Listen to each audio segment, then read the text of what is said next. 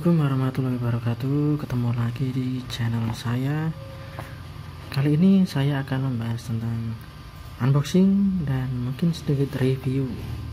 Di depan saya ini ada dua alat jaringan.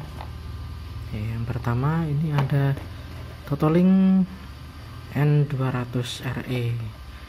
Di video sebelumnya saya sudah pernah membahas atau mengunboxing dan sedikit mereview tentang alat ini ya. Jadi ini kita lewati, nanti mungkin kita masuk ke konfigurasinya untuk alat ini ya. Kemudian ini yang baru saya beli kemarin itu adalah LDF series. Nah ini produknya dari Mikrotik Routerbot ya. Jadi ini mau saya pakai di klien baru saya. Ini LDF series dengan isinya. Nah ini ada manual book ya, book manualnya. Kemudian ada lagi, nah ini adalah radionya, antenanya atau perangkat wirelessnya LDF 5ND ya. Nah ini ya, tulisannya kecil RP LDF 5ND ya. Ini berjalan di frekuensi 5 GHz 5,8.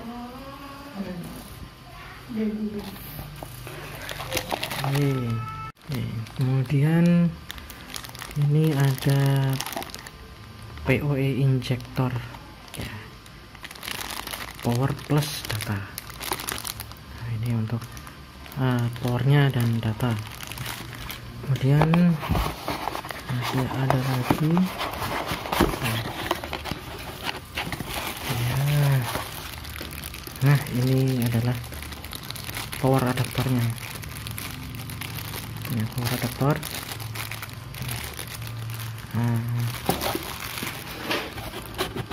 Ya, kayaknya sudah habis. Ya sudah habis ya. Jadi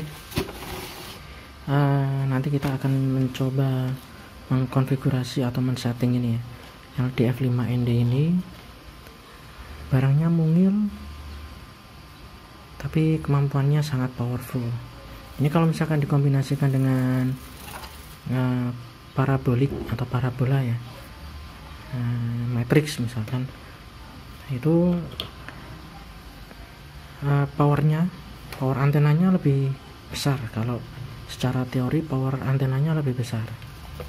Nah ini di tempat saya juga menggunakan LDF dengan kombinasi parabola matrix. Jadi gain antenanya lebih tinggi dibanding tanpa menggunakan parabola.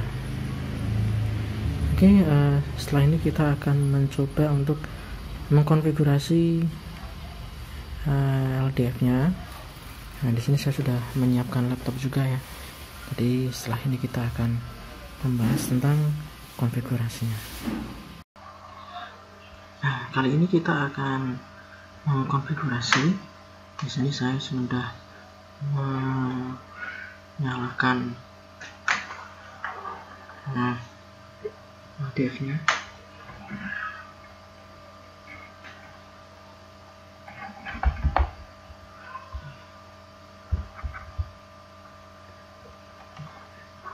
Tersambung.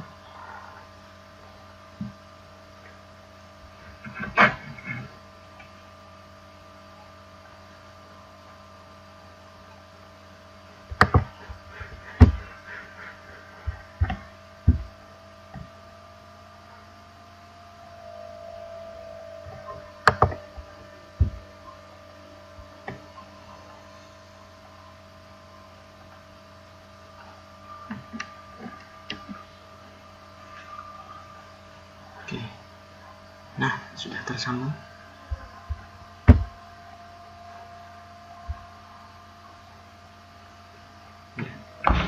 sini sudah tersambung dengan LDF-nya. Kemudian kita coba mengakses Winbox. Oke, kita coba buka Winbox. Nah, di sini sudah muncul ya, di Netboard sudah muncul LDF-nya, perangkat LDF. Kemudian kita bisa login menggunakan MAC address atau menggunakan alamat IP-nya. Oke, kita pilih salah satu. Kalau saya coba, misalkan saya pakai MAC address saja. Standar user dan password. Usernya adalah admin, passwordnya kosong. Kita coba koneksikan. Ya, sudah berhasil ya. Sudah berhasil di sini. Oke. Kita lihat di menu interface. Nah, di sini posisi WLAN-nya masih terdisable ya. Nah, kemudian kita coba aktifkan. Tapi sebelum kita aktifkan, nanti kita juga akan masuk di menu bridge-nya ya. Jadi kita akan membuat sebuah jembatan. Jadi kita jadikan satu port untuk jaringan dari wireless dan Ether satunya, supaya nanti bisa disalurkan lagi di wifi indoornya. Oke, kita aktifkan dulu.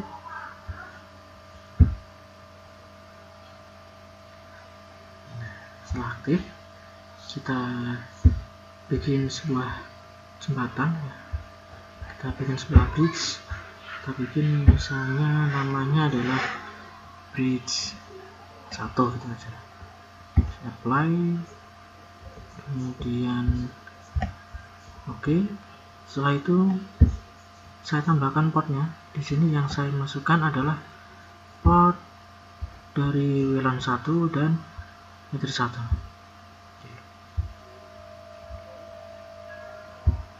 Nah, saya oke.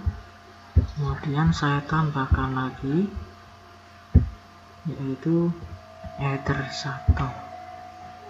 Nah, saya tambahkan 1. Nanti kalau misalkan terdisconnect nggak masalah ya. Jadi biasa, karena proses perpindahan portnya ya. Jadi satu port yaitu bridge 1.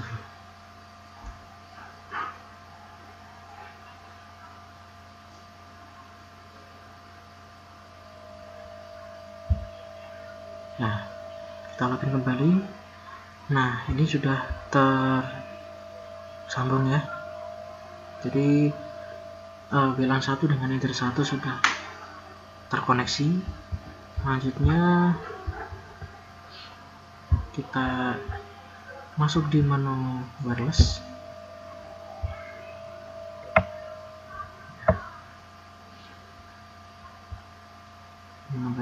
Nah, ini sudah aktif ya. Oh ya, sebelumnya di sini saya coba dulu untuk mengganti IP-nya. Nah, nanti kita ganti IP-nya sesuai dengan IP dari jaringannya teman-teman ya. Jadi di sini saya berikan akses untuk jaringan di tempat saya, yaitu 180.100.120/24. Interface-nya saya pilih yang bridge 1. Kemudian saya apply.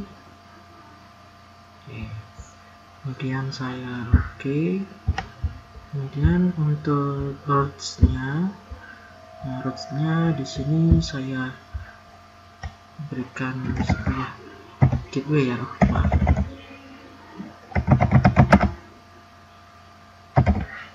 Nah, gateway-nya di sini 180.100.100.254. Nah, di sini adalah router saya. Oke, kemudian saya apply. Oke. Jadi saya sudah mengubah alamat IP-nya. Di sini kalau misalkan masih, nah ini masih DHCP-nya, nah ini harusnya dihapus ya, dihapus, nanti kita setting manual sebenarnya. Karena kalau misalkan kita login menggunakan alamat IP, nanti akan terputus ketika kita mengganti IP-nya di LDF-nya, itu akan terputus. Jadi kita harus mengganti IP dulu. Jadi kita tidak perlu DHCP, kita hapus saja.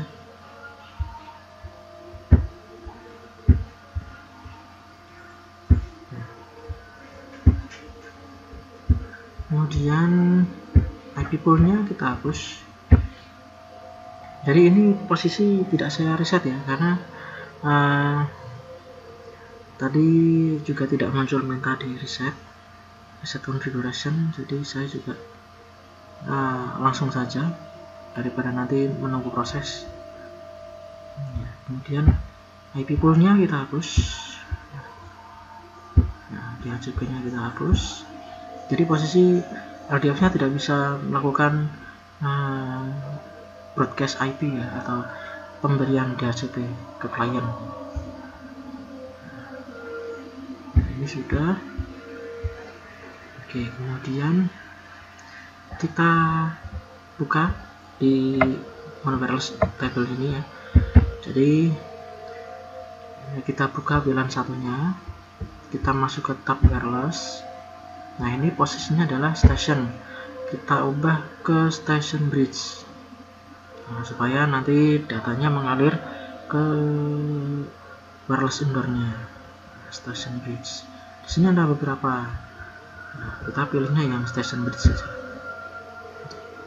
Kemudian pin-nya kita pilih yang switching A dan N, A atau N nya, pin-nya atau protokolnya yaitu wireless-nya AN.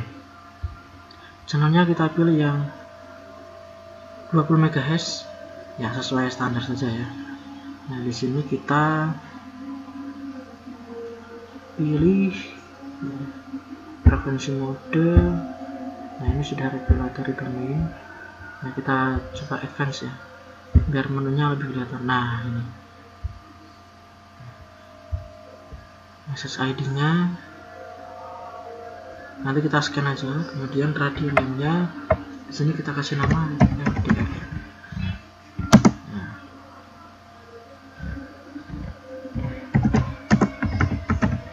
Nah di sini map pelanggan saya yang akan pasang yaitu ini ya, sesuai. Nah disesuaikan aja ya nama radio name-nya.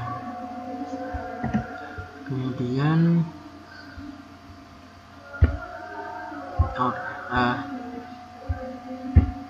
regulatory domain sudah.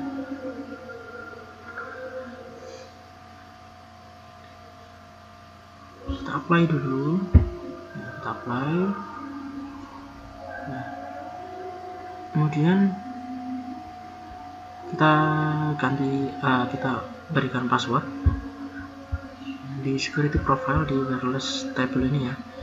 Tadi di tab Wi-Fi interface, kemudian kita masuk ke security profile, kita bikin profil baru.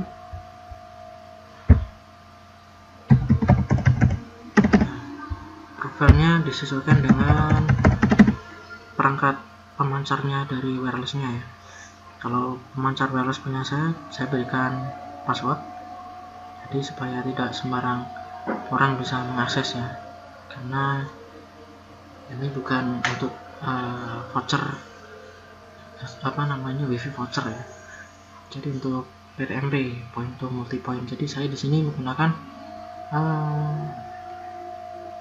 Omni, perangkat Omni untuk membuat jalur point to multi point. Saya oke, apply oke.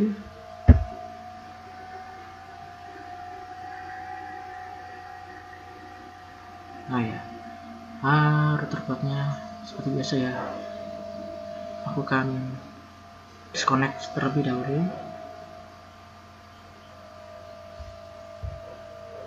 Kita coba menyambungkan lagi. Oh, belum terbuat.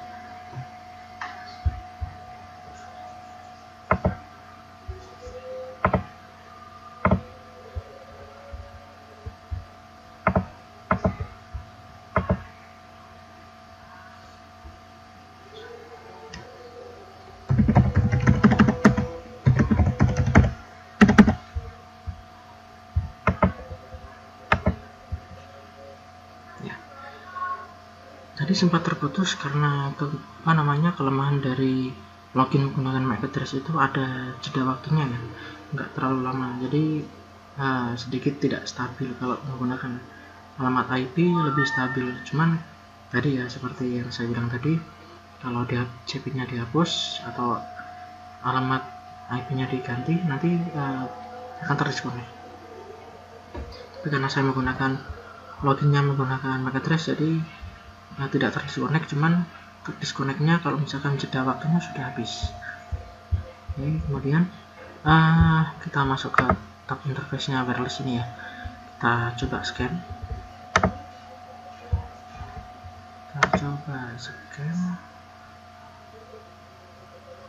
Nah ini ya.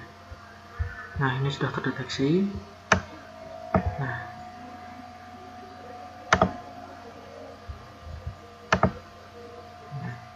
scan listnya saya tambahkan scan list, siapa tahu nanti dibutuhkan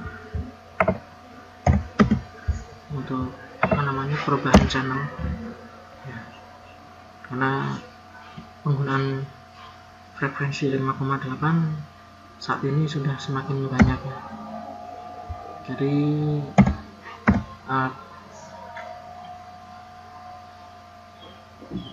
perlu channel yang kosong untuk membuat akses internet berbasis wireless.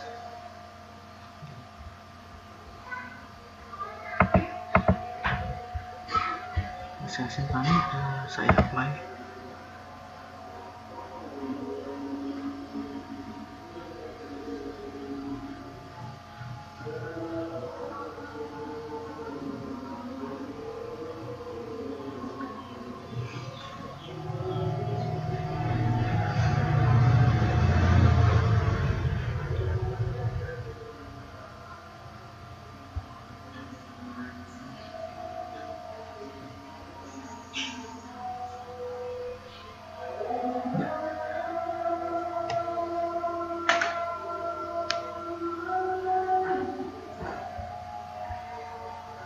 Masuk switching nih.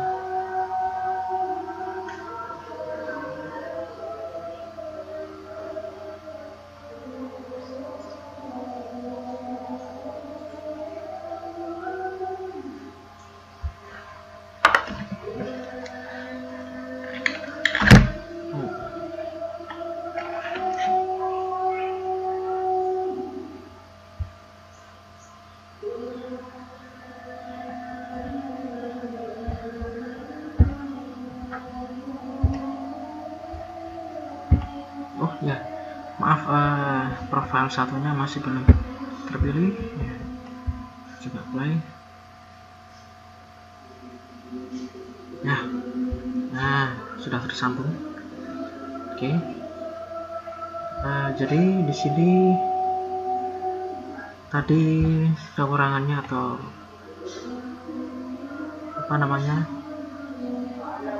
langkah yang terlewat itu security profilnya belum terpilih tadi ya. Jadi posisi sudah running, sudah terhubung dengan perangkat pemansarnya atau omninya ini. Jadi statusnya sudah running slave. Nah, jadi sudah bisa diakses ya.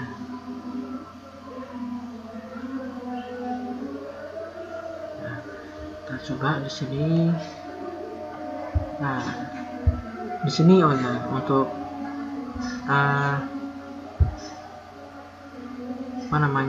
buat intervalnya di sini saya buat long di omninya ya.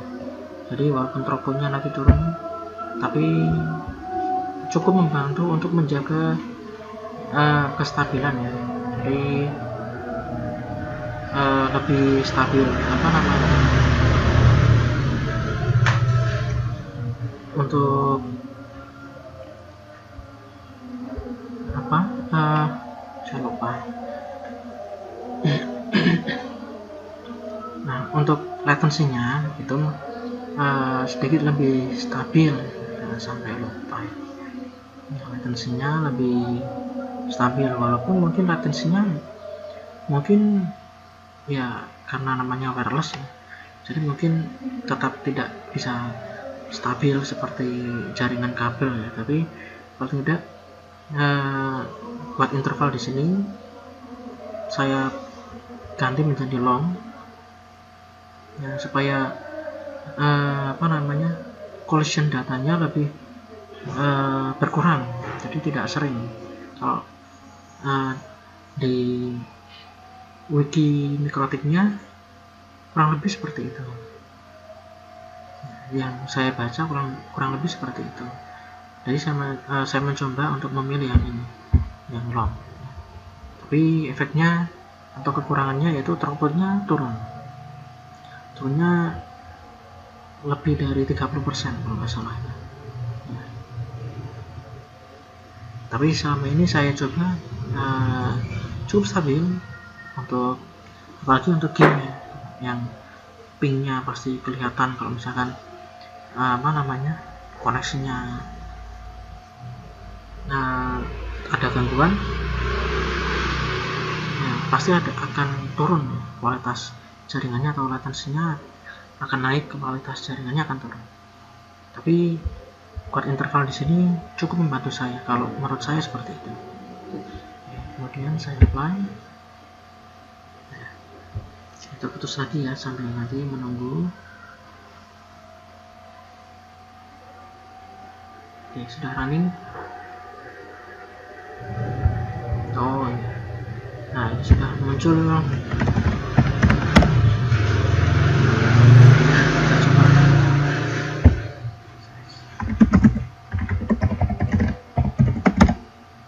Nah, ini sudah muncul halaman login. Nah, ini halaman login voucher saya, voucher hotspot. Nah, berarti tandanya akses internet dari tempat saya ke laptop ini melewati perangkat LDF ya, ini sudah terhubung. Saya coba login.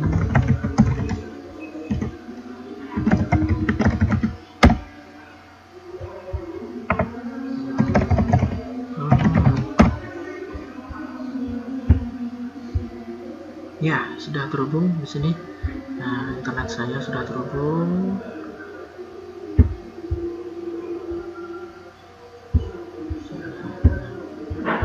Di sini saya dapat IP. Nah, 65 ya. Di sini saya dapat IP 180.100.100.605. Oke. Nah, jadi nanti tinggal kita sambungkan ke wireless indoor-nya. Nah, setelah ini kita tinggal mengatur atau mengkonfigurasi wireless indoor sebagai pemancarnya kembali ya. Jadi wireless indoor yang akan saya gunakan itu untuk wifi voucher di tempat lain. Oke, untuk video kali ini mungkin sudah selesai. Kita lanjutkan di video berikutnya untuk konfigurasi wireless indoor-nya sebagai akses ke voucher hotspot.